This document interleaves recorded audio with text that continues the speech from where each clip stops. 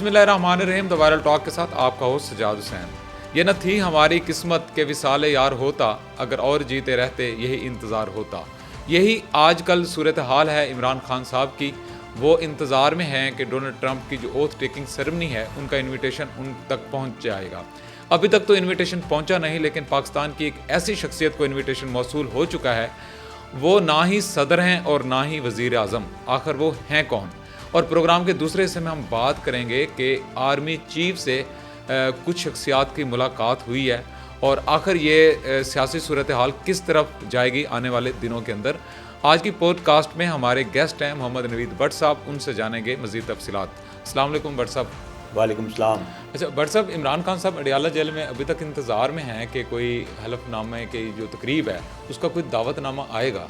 तो वो जो डोनाल्ड ट्रंप साहब जो ओथ टेकिंग हो रही है 20 हाँ, तो वो इमरान खान साहब को तो नहीं आया, लेकिन पाकिस्तान की एक और पर्सनैलिटी है उनको आ चुका है। अभी तक इमरान खान साहब इंतज़ार में। देखें जी, इसके अगर हम देखें ऑन मेरिट तो बिलावल भुट्टो साहब को ये हल्फनामे का उनको एक इनविटेशन मसूल हो गया और वो 1-2 दिन में या 2-4 दिनों में वो निकल जाएंगे, अपना अमेरिका के लिए रवाना हो जाएंगे। तो ये बात तो बिल्कुल आपने सही फरमाई है कि पीटीआई तो बहुत ज़्यादा लॉबिंग कर रही थी अमेरिका के अंदर कि वो किसी तरीके से इनविटेशन मंगवा लें खान साहब के लिए, और फिर वो देखें कि खान साहब को ये फिर हुकूमत के ऊपर प्रेशर आएगा कि वो उनको रिलीज़ कर देंगे। जो इनकी कहानियाँ होती हैं मन घड़त, वो अपने जहन में ये बना के बैठे होते हैं पूरी प्लानिंग। जैसे खान साहब के दौर में उन्होंने पूरी प्लानिंग बनाई हुई थी कि फैज़ हमीद आएगा आर्मी चीफ, और फिर उसके बाद फिर प्रेसिडेंशियल सिस्टम आएगा, तो फिर 10 साल खान साहब जो है वो 228 प्लान मुल्क के अंदर जो है वो दूध और शहद की नहरें बहाएंगे, तो वो धरे के धरे उनके रह गए। और फिर इसी तरह अभी इसके ऊपर भी उन्होंने कुछ तरह की प्लानिंग की हुई थी। लेकिन बात यह है कि खान साहब तो एक कैदी है ना, चाहे वो जैसे भी हैं, और अमेरिका इस तरह डायरेक्टली इंटरफेयर तो नहीं करता कि आप जो सारा करें। तो उनकी जो लॉबिंग थी, वो प्लानिंग थी सारी, वो धरी के धरी रह गई और बिलावल भुट्टो साहब को ये दावतनामा आ गया। अब मसला ये कि हुकूमत को भी नहीं आया, वो आना चाहिए था, लेकिन ये जो दावतनामा मसूल हुआ है बिलावल भुट्टो साहब को, ये उनके पर्सनली बहुत ज़्यादा ताल्लुकात हैं। और उससे बढ़ के फिर यह है कि पीपल्स पार्टी की ख़ास तौर पर बिलावल भुट्टो की जो प्रोग्रेसिव अप्रोच है, ये वो बहुत मायने करती है। और वो इसकी वजह से उन्होंने जो बिलावल भुट्टो साहब को जो है वो दावतनामा मसूल हुआ है। तो बिलावल भुट्टो साहब अगर पॉलिटिकली उनको देखा जाए तो बहुत मैच्योर पॉलिटिक्स कर रहे हैं as compared to other politicians. Bilawal Bhutto साहब की एज में भी वो बहुत कम हैं, बहुत जूनियर हैं, वो कि वो एक सियासी ख़ानदान से बिलोंग करते हैं, लेकिन जो उनकी अप्रोच है, जो पाकिस्तान की पॉलिटिक्स को लेके वो चल रहे हैं। आपको पता है कि पाकिस्तान की पॉलिटिक्स में बहुत ज़्यादा तुंदो तेज़ बयानात दिए जाते हैं, फ्यूरियस किस्म के, एक दूसरे के ऊपर इल्ज़ामात लगाए जाते हैं। लेकिन जो बिलावल भुट्टो साहब की बड़ी कैलकुलेटेड मूव होती है, बहुत बड़े मंझे हुए बयानात वो देते हैं। अगर किसी के ऊपर इल्ज़ाम भी लगाते हैं तो उसके पीछे भी बहुत बड़ी एक हिकमत और स्टोरी होती है। तो ये जो उनकी पीपल्स पार्टी की पॉलिटिक्स है, मेरे ख्याल में ये इसकी वजह से बिलावल भुट्टो साहब को ये इन्विटेशन। जी बिल्कुल, डेफिनेटली एक जो भुट्टो ख़ानदान है उसकी एक लेगेसी है, जिसमें जुल्फ़िकार अली भुट्टो साहब फॉरेन मिनिस्टर रहे, फिर बिलावल भुट्टो साहब भी फॉरेन मिनिस्टर रहे। आप इनसे बढ़ के पता है क्या, फिर वो प्रॉड डेमोक्रेटिक हैं।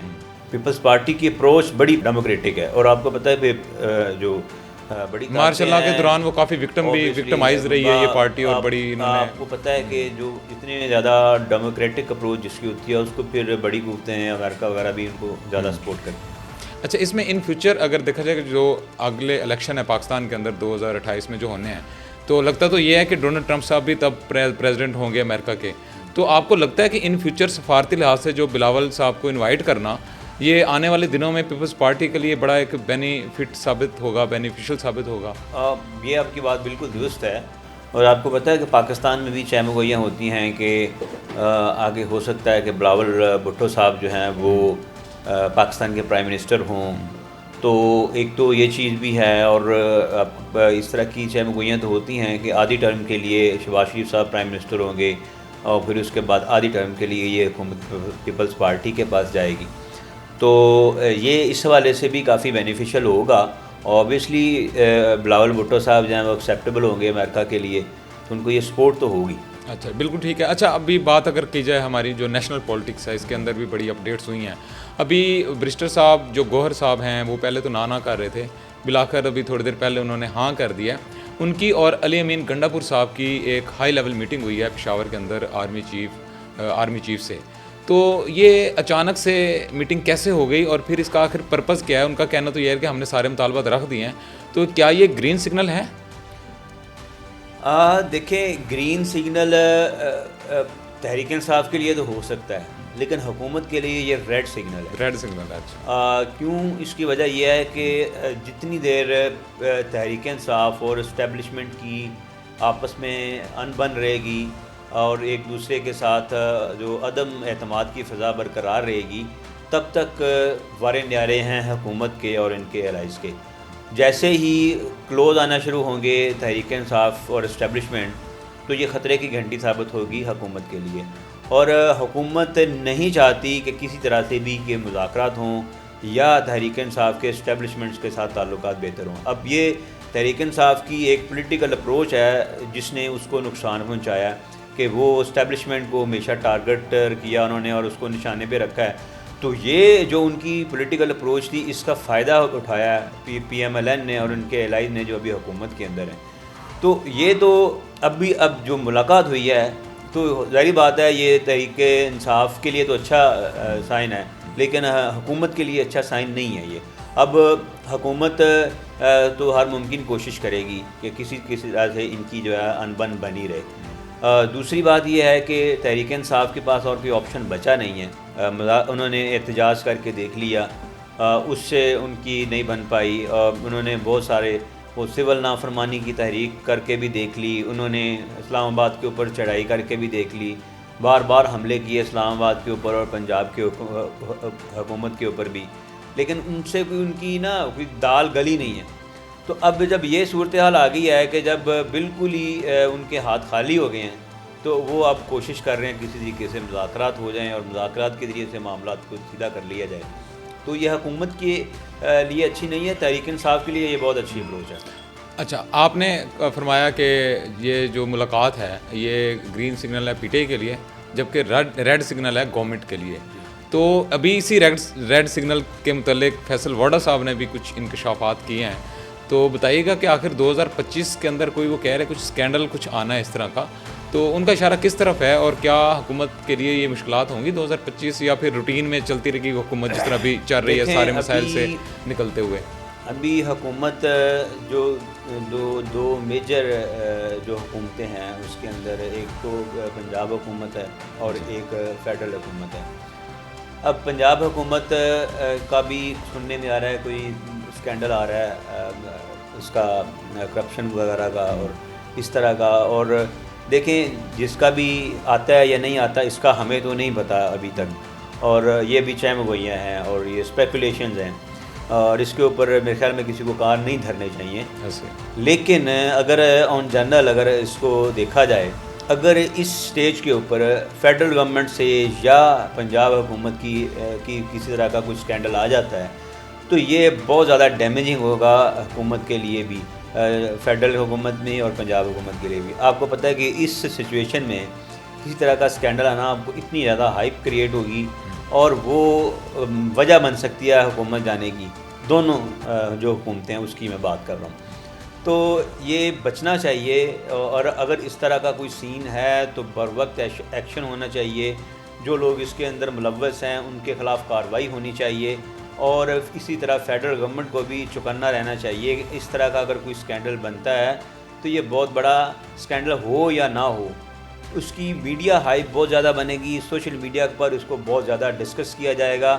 तो ये हमारी जो नेशनल पॉलिटिक्स है उसका रुख बदल सकता है, कोई भी स्कैंडल इस तरह का। अच्छा, इसी तरह जिस तरह पॉलिटिक्स का रुख बदल सकता है, तो क्या आवाम की जो तवक्कुआत हैं या आवाम की जो इनको कुछ रिलीफ मिलेगा, इसका रुख भी बदल सकता है? अभी एक खबर बड़ी आई है पॉजिटिव अटक में कि कुछ हमें जो गोल्ड के कुछ ज़खायर हैं वो दरियाफ्त हुए हैं। इस तरह की खबरें ये पहली मरतबा तो नहीं है, ये पहले भी आती रही हैं, समंदर से तेल और गैस और इस तरह की। ये बताइए कि गुड न्यूज़ है पाकिस्तानियों के लिए और इसकी वर्थ वगैरह कितनी है, और इन फ्यूचर क्या पाकिस्तान इससे कोई फ़ायदा ले सकता है या फिर ये सिर्फ खबरों की हद तक ही रहेगा? ये तो कहना कबल वक्त होगा, इसका पाकिस्तान को कोई फ़ायदा होगा या नहीं होगा, ये तो डिपेंड करता है कि हुकूमत इसको किस तरह लेके चलती है और किस तरह मेचोरिटी के साथ इसको इस चीज़ को डील करती है। जहाँ तक खबर का तल्लुक है वो तो दुरुस्त है कि इस तरह के ज़खायर मौजूद हैं। अब ये आइडेंटिफाई हुए थे इंटरिम सेटअप में जो पंजाब हुकूमत का था, अभी जो रिसेंट इलेक्शन में जिसमें मोहसिन नकवी साहब थे या हाँ मोहसिन नकवी साहब इसमें और काकर साहब थे वज़ीर आला, हाँ जी, वज़ीर आज़म सॉरी, मोहसिन नकवी साहब जो हैं वो वज़ीर आला थे और हसन मुराद साहब हैं जो मादनियात के वज़ीर थे, बड़े यंग और यंग गुड लुकिंग मिनिस्टर हैं। उन्होंने इसके बारे में अभी कुछ बताया कि ये जो मिनरल्स हैं ये 800 अरब रुपए इनकी मालियत है और 32 एकड़ के रकबे पर ये मुहित है। अब ये सूरत हाल इंडिया के अंदर भी बहुत ज़्यादा डिस्कस की जा रही है, तो इतना बड़ा ख़जाना मिलना ये मेरे ख़्याल में हुकूमत के लिए एक बहुत बड़ी अपॉर्चुनिटी है कि वो इस चीज़ को अच्छे तरीके से शफाफ तरीके से इसकी ऑप्शन हो और फिर उसकी जो है वो इसको निकालने का जो बंदोबस्त किया जाए। तो ये इस चीज़ पे डिपेंड करता है। अगर इसी तरह करना है जैसे रेकॉर्डिंग के साथ किया और बलूचिस्तान के अंदर बहुत सारे ज़खायर हैं उनके साथ किया, तो ये बदकिस्मती होगी पाकिस्तान की आवाम की और ख़ास तौर पर जो हुकूमत वक्त है उसके लिए। अब सूरत हाल ये है कि ये जो सोने के ज़खायर हैं ये पहाड़ों से जब पानी मूव करके आता है मैदानी इलाकों में तो कुछ ऐसे गहरी जगह पर जाके वो सारा जो चीज़ है वो जो मिनरल्स हैं वो जाके वहाँ पर बैठ जाते हैं। तो ये इसी तरह केपी के और पंजाब के संगम में जाके जब दरिया उतरता है तो वहाँ पे जाके ये ज़खायर आइडेंटिफाई हुए जो छोटे-छोटे हैं। ये लोग तो काफ़ी देर से इसको अपनी छोटी छोटी चीज़ों अपनी जो भी वसाइल हैं उनके सिरे से वो निकाल रहे हैं। तो अभी हुकूमत को एक्शन लेना चाहिए कि यहाँ पर वो इस चीज़ को कॉर्डन ऑफ करे, वहाँ पे दफ़ा 144 नाफज करे और फिर उसके बाद इसको बाकायदा ऑफिशियल तरीके से ये ज़खायर जो हैं इनको निकाला जाए और इसके जो सम्राट हैं वो आवाम तक पहुँचें और पाकिस्तान को इसकी और फर्स्ट उन्हीं लोगों तक पहुँचे जिनके एरिया में ये निकली है। नहीं मतलब ये अटक में भी ये मेंटेन अब दरिया जो सिंध है वो सरकार की जो है ना वो उसके अंदर है जो रिडक्शन में आता है। तो इसमें ज़रूरी नहीं है कि वो जो दरी वाला है सबसे पहले तो पंजाब का हक है और वो पंजाब से जब निकलेगा उसका रेवेन्यू इधर ही आएगा, लेकिन अल्टीमेटली जो है ना इसका पाकिस्तान का फ़ायदा है अगर इसको अच्छे तरीके से डील कर लिया जाता है। तो ये एक बड़ी खबर है वैसे तो, और इंडिया भी इसके ऊपर काफ़ी शोर मचा रहा है। बिल्कुल जी, ये बड़ी अच्छी न्यूज़ हो और हम ये भी उम्मीद करते हैं कि हुकूमत पाकिस्तान इसको निकालने के लिए कोई ऐसा मौसर कंपनी के साथ कोई कॉन्ट्रैक्ट करे। एक और मैं आपको बता दूं, कहा ये जा रहा है कि कोई इंटरनेशनल फर्म को इसका जो है वो ठेका दिया जाए और उसके ज़रिए से इसकी ऑक्शन वगैरह और वो ऑक्शन के ज़रिए से उनको ये चीज़ें, लेकिन मसला ये है कि इतनी भी कौन सी टेक्नोलॉजी है जो पाकिस्तान के पास नहीं है। हमने जो उनको ठेका देना और उनको अरबों रुपये देने हैं वो हम पाकिस्तान में रह के और पाकिस्तान के अंदर जो टेक्नोलॉजी है जो वसाइल हैं उनका इस्तेमाल करते हुए क्यों नहीं हम निकाल लेते। अच्छा, हमारे अगर मकामी लोग वहाँ से निकाल रहे हैं जो भी उनके साथ वसाइल हैं तो फिर हुकूमत की सतह पर ये क्यों नहीं निकल सकते। हमारे यहाँ मारीन के साथ डिस्कस करना चाहिए और इसको कोशिश ये होनी चाहिए कि इसको लोकली जो है इसके ऊपर काम करके लोकल तरीके से इसको निकाला जाए। हमारे यहाँ एक इशू ये भी है कि गवर्नमेंट जब इंटरनेशनल किसी भी फर्म के साथ कोई कॉन्ट्रैक्ट करती है तो उसके अंदर जो MOU और जो कंडीशंस होती हैं वो उसका ज़्यादातर फ़ायदा तो वो कंपनी है वो कंट्री लेके चला जाता है। जिस तरह हमें काफ़ी बिलियन ऑफ द रुपीज़ हमने पे भी किए इंटरनेशनल कोर्ट्स में भी, ये नहीं होना चाहिए। इसमें कोई कानूनी नुक्ता नज़र को हमें मेरा नहीं ख्याल कि ये बहुत बड़ी टेक्नोलॉजी इसके लिए चाहिए। ये लोकली ये भी इसको जो हमारे पास वसाइल हैं उनके ज़रिए से भी ये निकाली जा सकती है, लेकिन ये तो अब एक्सपर्ट्स बताएंगे कि किस हद तक इसमें कामयाबी हो सकती है। थैंक यू सो मच जी, आपने हमें टाइम दिया, शुक्रिया जी। नाज़रीन, हम भी उम्मीद करते हैं कि पाकिस्तान के लिए एक अच्छी खबर है और पाकिस्तानी हुकूमत जो है इन ज़खायर को, इन जो कुदरती मौदनियात हैं इनको निकालने के लिए एक ठोस हिकमत अमली मुरतब करेगी और इससे जो आउटपुट हमें मिलेगी, जो मौदनियात मिलेंगी, उसका फ़ायदा आम आदमी तक भी पहुँचेगा। अपने मेज़बान सजाद हुसैन को इजाज़त दीजिए। अल्लाह हाफिज़।